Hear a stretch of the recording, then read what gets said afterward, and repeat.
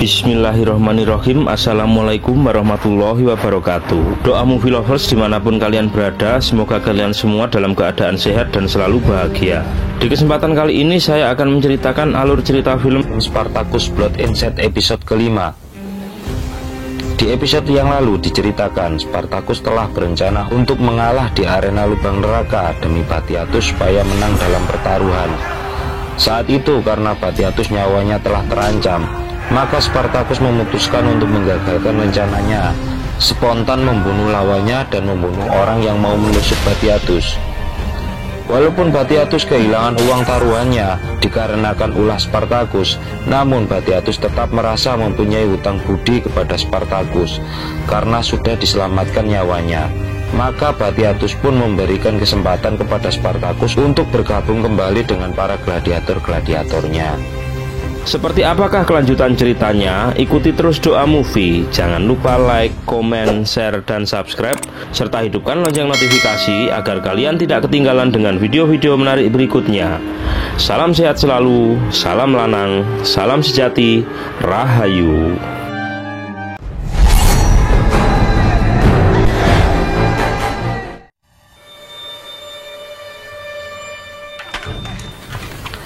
Di episode ini diperlihatkan Spartacus telah berlatih kembali bersama para gladiator-gladiator Batiatus. Saat itu kebetulan Spartacus berlatih berhadapan dengan Crixus. Di tengah latihan itu Doktore memerintahkan untuk bertukar pasangan, tetapi Crixus terus mengajar Spartacus. Melihat itu Doktore menegur Crixus yang dinilai tidak mendengar instruksi darinya. Lalu Crixus pun meminta maaf kepada Doktore. Doktore memaparkan bahwa pertandingan untuk para dewan akan digelar sebentar lagi. Doktore memerintahkan supaya para gladiator mendengarkan instruksi darinya, supaya yang terpilih nanti bisa menang di gelanggang. Di tengah instruksi Doktore, tiba-tiba Geneos pingsan. Melihat itu, Petrus pun segera memberikan air minum untuk Geneos. Karena saat itu mereka sedang kekurangan air, Doktore pun menghentikan Petrus supaya memberikan air minum itu kepada yang lebih pantas saja, ucap Doktore. Di sisi lain terlihat Batiatus telah berdoa memohon untuk turunnya hujan. Di tengah doanya istri Batiatus datang dan memberikan sepucuk surat yang katanya dari Magistrate Calavius. Istrinya mengatakan kalau dia ingin datang kemari untuk memilih pertarungannya. Mendengar kabar itu, Batiatus memerintahkan untuk menyiapkan makanan dan mengumpulkan semua air yang ada. Di tengah obrolan mereka, Lucretia melihat jubah suaminya ada bekas darah karena luka tusukan yang belum mengering. Karena itu Lucretia berencana untuk melaporkan kejadian itu kepada Magistrate. Tetapi Batiatus melarangnya karena Batiatus saat itu berada di tempat yang tidak terhormat, yaitu lubang neraka. Batiatus berjanji akan mengurusnya sendiri. Di sisi lain, Ashur dan Barca telah menyelidiki dan menginterogasi seseorang terkait tanda yang ada pada bangkai orang yang berusaha membunuh Batiatus.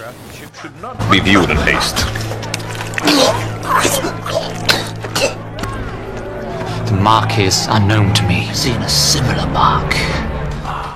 So, what do you think? You adorn. Kembali ke Batiatus dan Lucretia. Saat itu mereka kedatangan dua tamu, yaitu Magistrate dan Solunius. Mereka berdua memilih Spartacus dan Crixus untuk diperlawankan dengan Theokoles. Theokoles yaitu julukannya bayangan kematian yang pernah mengalahkan 100 orang gladiator di gelanggang.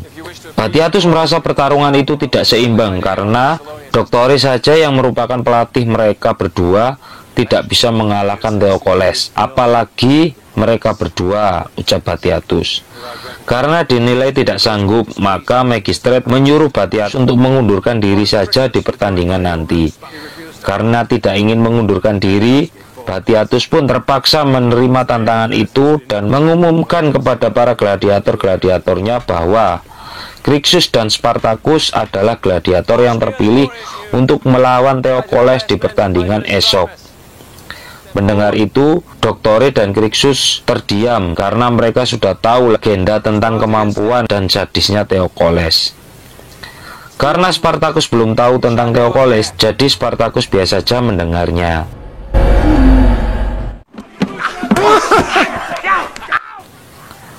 Saat jam makan para gladiator, Spartacus mengatakan bahwa ia lebih senang bertarung melawan Crixus daripada berpartner dengan Crixus. Vero menceritakan legenda tentang Theocles yang menang ratusan kali di gelanggang.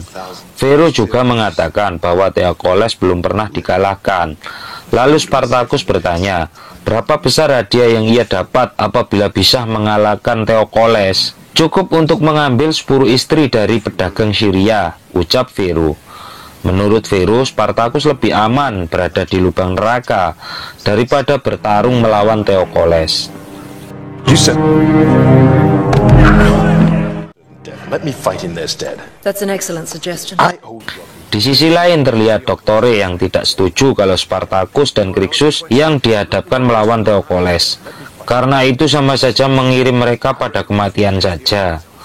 Doktore menginginkan supaya Spartacus dan Crixus digantikan dengan dirinya, karena Theocles telah berhutang rasa sakit kepadanya.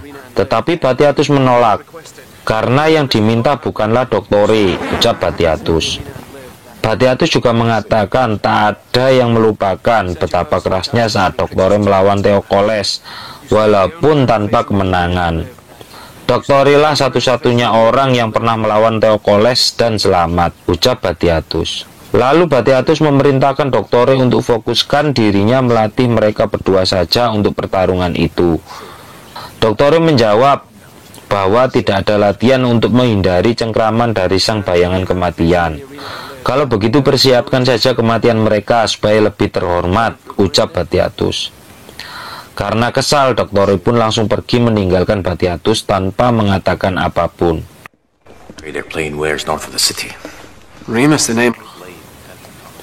Tak lama Asur dan Barca memberikan informasi tentang tanda mayat yang hendak membunuh Batiatus.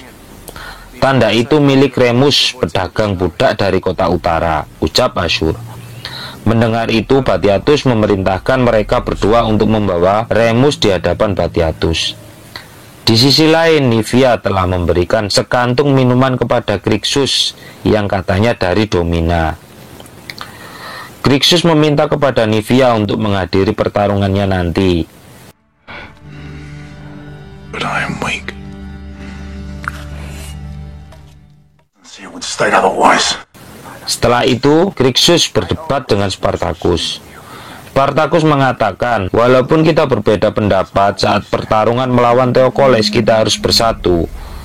Tetapi Crixus tetap bersikukuh dengan kesombongannya yang menganggap bisa mengalahkan Theocles sendirian.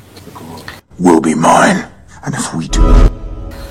Saat para gladiator latihan, terlihat Ashur meremehkan kemampuan Crixus dan Spartacus yang nantinya melawan Theocles. Menurut Ashur, Crixus dan Spartacus tak akan bisa mengalahkan Theocles, karena harusnya Theocles dilawankan dengan 100 orang gladiator, baru pertarungan seimbang. Tetapi menurut Barca, walaupun semua orang bertaruh atas kemenangan Theocles, tetapi tidak dengan Barca yang akan bertaruh kepada kemenangan Crixus. Lalu terlihat Petrus yang sedang mengkhawatirkan keselamatan Barca atas penyelidikan itu. Tetapi Barca berusaha untuk meyakinkan Petrus supaya tidak mengkhawatirkannya.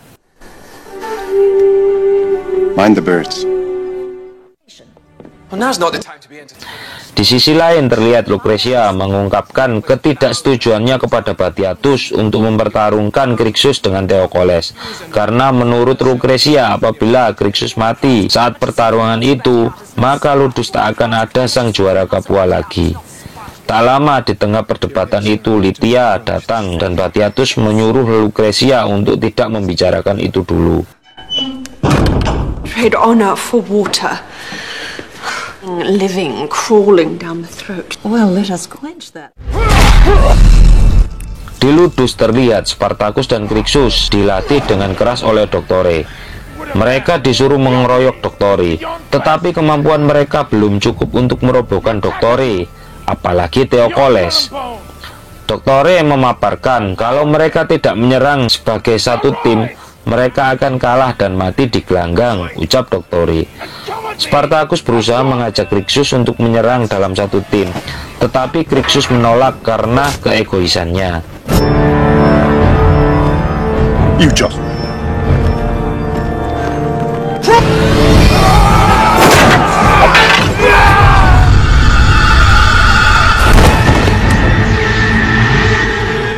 And come at me as one!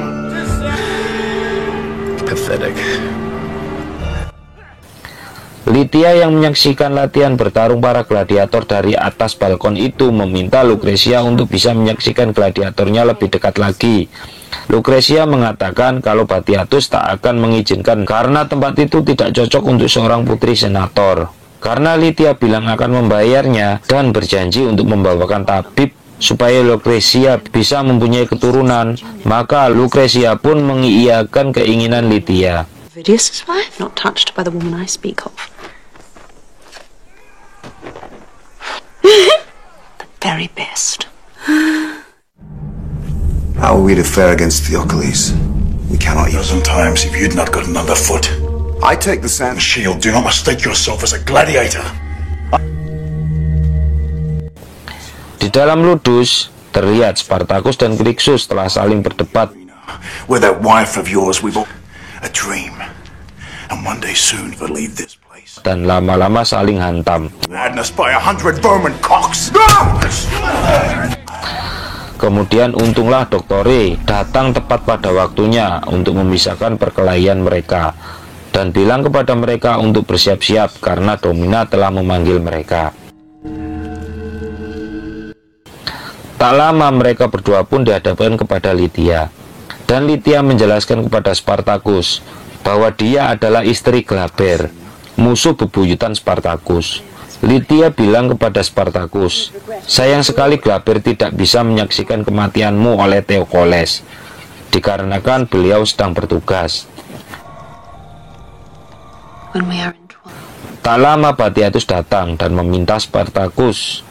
Lalu Lytia pun memberikannya, dan tinggallah Crixus sendirian yang mendapatkan penonton pribadi. Di situ Lucretia mencoba berbicara kepada Lytia supaya Lytia memohonkan kepada ayahnya untuk mengganti Crixus yang dilawankan dengan Theocles. Tetapi Crixus malah mengidam-idamkan pertarungan itu, dan Lytia pun mengabulkan karena Lytia juga mengidam-idamkan pertarungan itu. As I long to see it. Di sisi lain, Batiatus berbicara kepada Spartacus. Apabila Spartacus sampai kalah dalam pertarungan itu, maka Batiatus tidak mau menebus istrinya dari pedagang Syria. Mendengar itu, Spartacus meyakinkan Batiatus bahwa ia tidak akan mati sebelum menyelamatkan istrinya. I will be unable to help her. I will not die until she is safe. Please, or we are all. Tak lama, Barca dan Ashur datang dengan membawa Remus. Saat itu Remus disuruh mengaku oleh Batiatus siapa yang membeli budaknya karena kedua budaknya mau membunuh Batiatus. Tetapi Remus tidak mengaku. Karena jengkel, Batiatus memukulkan gelas kuningan besi di kepalanya hingga terkucur banyak darah.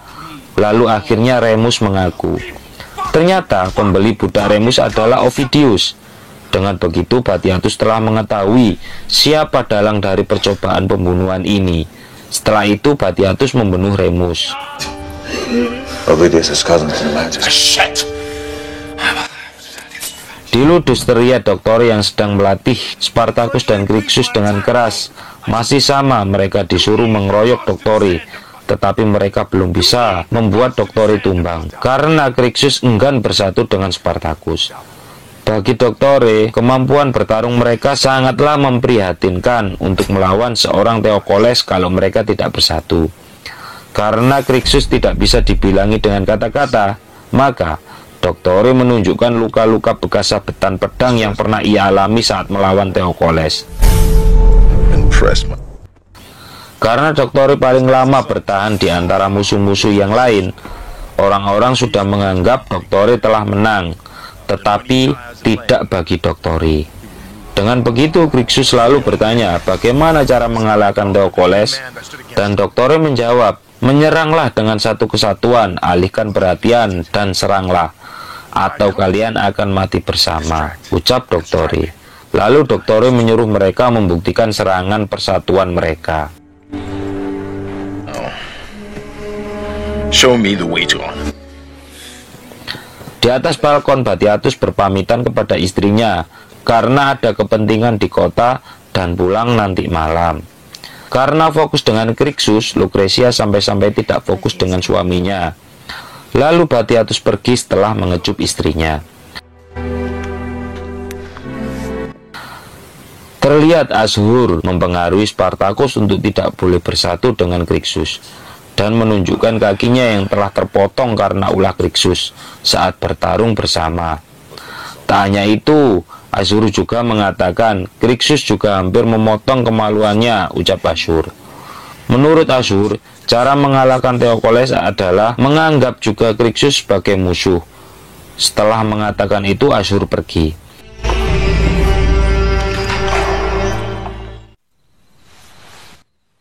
Di sisi lain, diperlihatkan Lucretia yang sedang diterapi dengan tabib ahli kehamilan. Di dalam terapi itu, Lucretia ditanya tentang apakah pernah berhubungan dengan selain suamimu, tanya si tabib. Lucretia menjawab, pernah, tapi kadang-kadang hanya satu orang.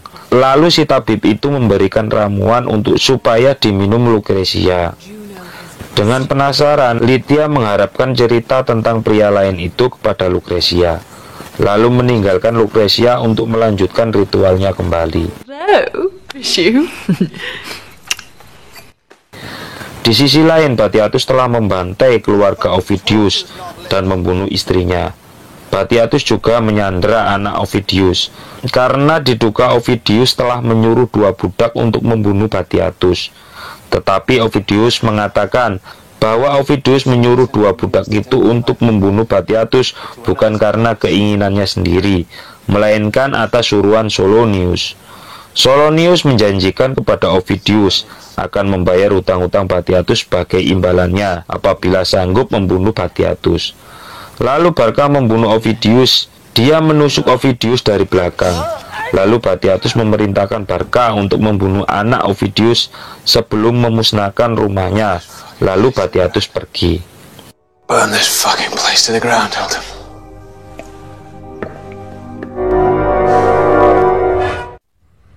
I do not honor these walls. Occur to you why the great Theocles would grace us with his present. He comes in. Di barak gladiator terlihat Spartacus dan Crixus sedang membicarakan tentang tujuan mereka menjadi gladiator. Bagi Crixus, ia rela menjadi gladiator hanya demi kemenangan dan sorak penonton adalah tujuan utamanya. Tetapi berbeda dengan Spartacus yang terpaksa menjadi gladiator. Ia hanya menginginkan kemenangan demi menyelamatkan istrinya. Kemudian Crixus mendapatkan panggilan dari Domina yang disampaikan oleh penjaga. Has it ever... Crixus, you are summoned.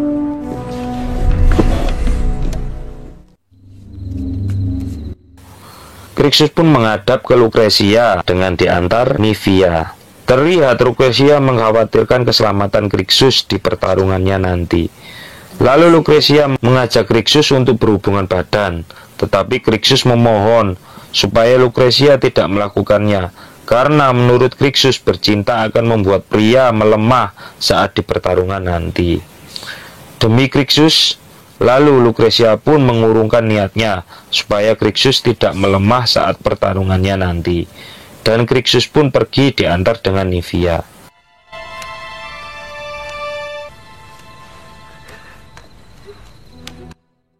Terlihat Nivia juga mengkhawatirkan keselamatan Crixus di pertarungannya nanti. Nivia menyayangkan kepada Crixus, kenapa tidak meminta Lydia saja untuk menggantikan dirinya melawan Theocles. Alasan Crixus menolaknya adalah tentang harga diri, kehormatan, dan kemenangan. Lalu Nivia menangisi Crixus, dan Crixus pun mengecup bibir Nivia dan akhirnya keterusan. Lalu bermainlah mereka. Tetapi sebelum bermain, Nivia mengatakan, bukankah kata Crixus, bercinta bisa membuat lemah seorang pria? Dan Crixus menjawab, akan menjadi tambah kuat ketika berhubungan dengan orang yang tepat, ucap Crixus. Dan permainan pun dilanjutkan sampai tuntas.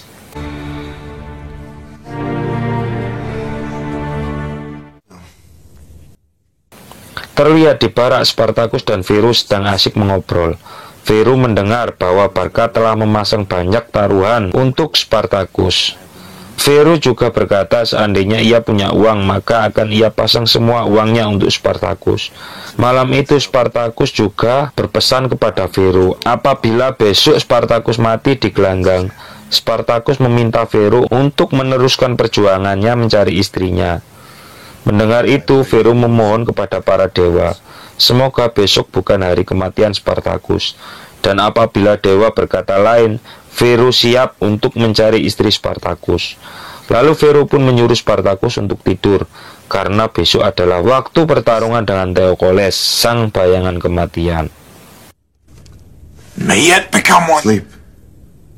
Tomorrow you face a legend.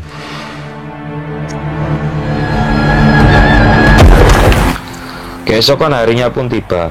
Pertarungan utama segera dimulai. Doktore berpesan kepada Spartacus dan Crixus, kejayaan Doktore telah lewat, dan kini kejayaan kalian ada di depan mata. Sembuhkan luka lama, bunuh si keparat itu, ucap Doktore. Kill that fucking son of all. War stands before you. Truth in it. Di atas balkon gelanggang terlihat Magistrat mendapat kabar buruk bahwa Ovidius yang merupakan sepupunya telah mati sekeluarga akibat dibantai di rumahnya sendiri, dan rumahnya telah dibakar. Mendengar itu Solonius pun tidak percaya, dan Batiatus berpura-pura tidak tahu tentang hal itu. Let us turn our minds to thoughts of rain to cool them. Tak lama pertarungan pun segera dimulai. Magistrat memanggil Spartacus dan Crixus, tetapi suara penonton terdengar hanya menyebut nama Crixus.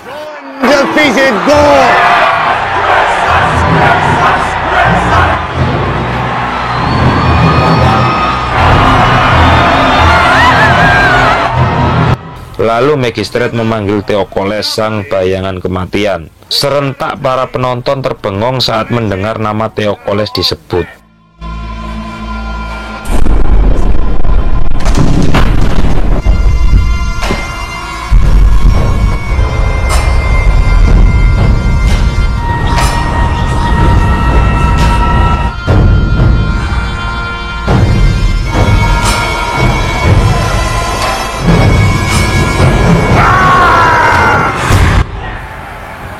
Akhirnya pertarungan pun dimulai. Spartacus dan Crixus telah mengeroyok Theocles yang mempunyai badan tinggi besar.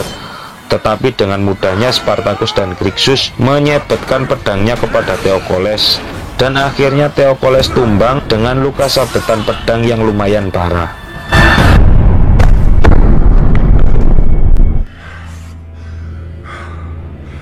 Yes! Yes!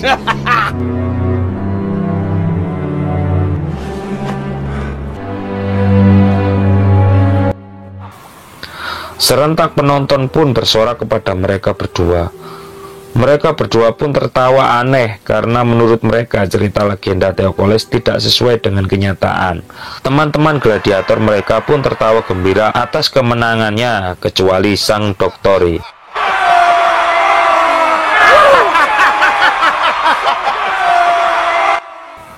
Tak lama setelah tertawa, mereka semua terbengong karena melihat Theocles bangkit kembali.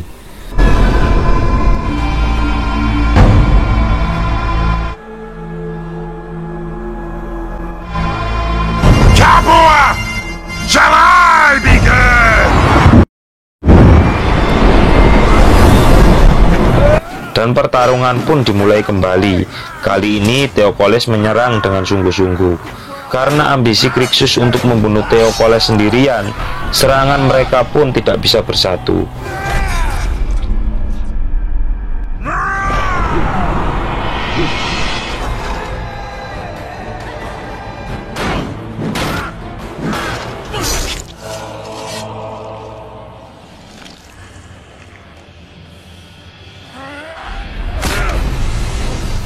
Dan karena kecerobohannya sendiri, akhirnya Crixus terkena sabetan pedang oleh Theocles dan akhirnya tumbang.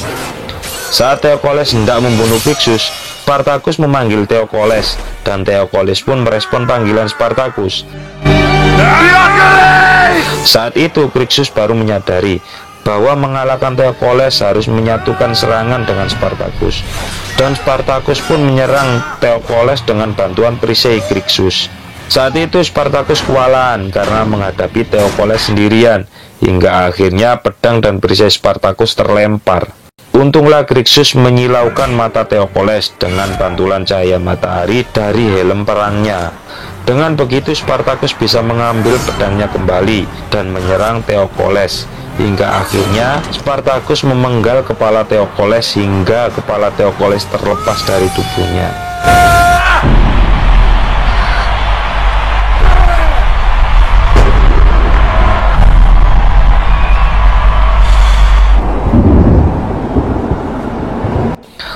Tak lama kemudian turunlah hujan, dan teman-teman gladiatornya, termasuk Doktore, terlihat bisa bernafas dengan lega atas kemenangan mereka.